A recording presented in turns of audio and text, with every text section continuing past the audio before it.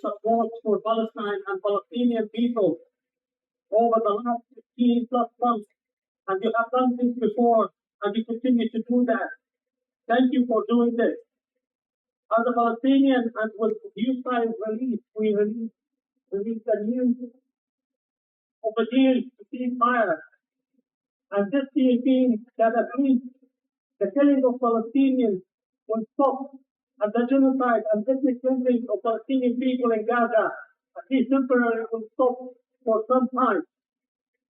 The people in Gaza have received these news with emotional reaction and with cheerful, and they were out in the streets because they know that they have been spared the killing and has been spared the destruction that has been continuing for more than 15 months with huge atrocities, killing people, starvation of people, destruction of all the means of life, total destruction of Gaza, destruction of hospitals, killing of the doctors, killing of nurses, killing of journalists who were releasing the news as the truth about the atrocities and the genocide happening in Gaza. And they have the right to be cheerful about it because they know that this is, at least for now, at the end of this campaign of genocide, which has started many years ago. 76 years and has accelerated and continued since the 7th of October of unknown scale and unseen atrocities ever in the history of southern Palestine. While the reaction of Palestinian people was slow, we could see the reaction of Israel, especially of the far-right group and other groups of opposing to this and calling for total destruction of Gaza, for continuing of the genocide and not agreeing to any deal or any ceasefire. And immediately after the announcement of this deal, we could see within few hours the Israeli strike from the north to the south of Gaza has killed 77 people. And if anything, this is showing that real intent of genocide of this far-right group and other groups in Israel that has been the main aim of Israel over this campaign over more than 16 months. The BBC has been complicit in this war for all this time. There have been other shameful organizations that have failed the Palestinians, have failed the right people, have failed all the human people in this world. It has failed to recognize the atrocity. And even in announcing the ceasefire, we can see the BBC announcing this as a deal to free the hostages, failing to recognize that this is a deal to save the life of Palestinian people. Blaming the BBC and saying on their announcement, they have failed to recognize that this is ethnic cleansing and genocide of Palestinian people have been only a tool of the media campaign and for the continuing genocide over the last 15 months.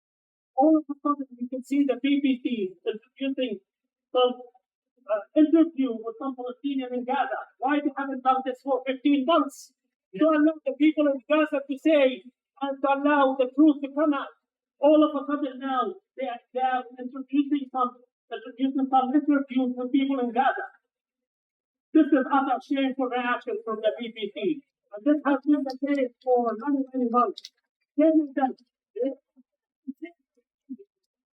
It's the time for BBC to wake up and to stand to the right side of the humanity. It's the time for their leaders to have some dignity and to have some justice and to call for justice for Palestinian people. But we can't be surprised that this is the reaction of BBC because this is the reaction of the UK government as well. Keir Starmer, when he commented on the announced ceasefire, he commented and echoed the Jewish massacre, meaning the 7th of October, while he's commenting on the Palestinian side saying the Palestinian deaths. So we can't be surprised that this is coming from the top of the government and continuing down to the media. All of them have been complicit and all of them have been supporting Israel genocide in Palestine.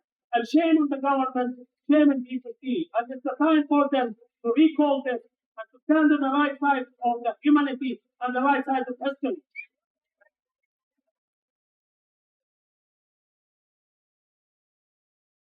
Although the ceasefire deal is a glimmer of hope and a blossom in the huge one and the Palestinians hopeless, and we are very optimistic about that. But we welcome this as Palestinian report because this means that the starvation, the destruction, the ethnic cleansing, the genocide will stop for now. But this should not be the end. This shouldn't be the end of the road. This ceasefire should be the start of the complete reconciliation and the start of the process for the freedom of Palestinian people. It will be very important to seize this moment at all levels, the level of UN, the level of all human organizations, the level of all Western governments, and the US to seize this moment. They have been announcing and telling us that a solution has to be made to end the conflict. And two-state solution and some rights for Palestinians have to happen to end all of this. We want to hear them now with the ceasefire. They are coming with some solutions and they are standing beside the Palestinians. That's the right time to come and start the whole process. The ceasefire should be the start of this process.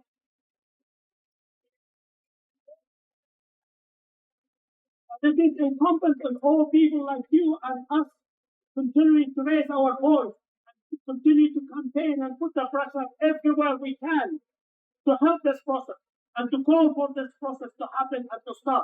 Because Palestinian people have their right to freedom. And this has been the problem for many years. There is no recognition since 76 or even 100 years of the existence of Palestinian people in the eyes of the Western countries and eyes of Israel. Unless this will change, nothing is going to change.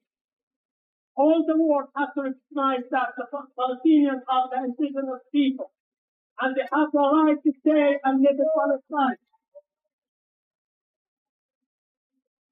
They have the right for their statehood.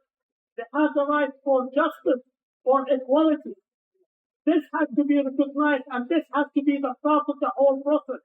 Because if this is not recognized and pushed by the Western government and by people, Israel will not give away anything, and no solution will be met.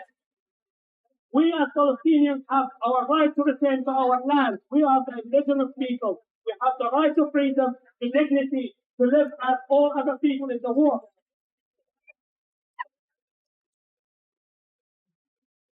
It's the time now the solution will happen because this ceasefire is just a plaster in the big one.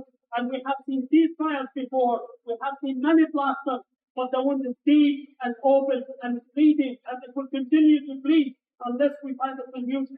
So, shame on all the governments in the world if they don't support any long-term solution at this point, if they will not push for recognition of the rights of Palestinian people and the freedom of Palestinian people and the solution for the Palestinian people. Free Palestine!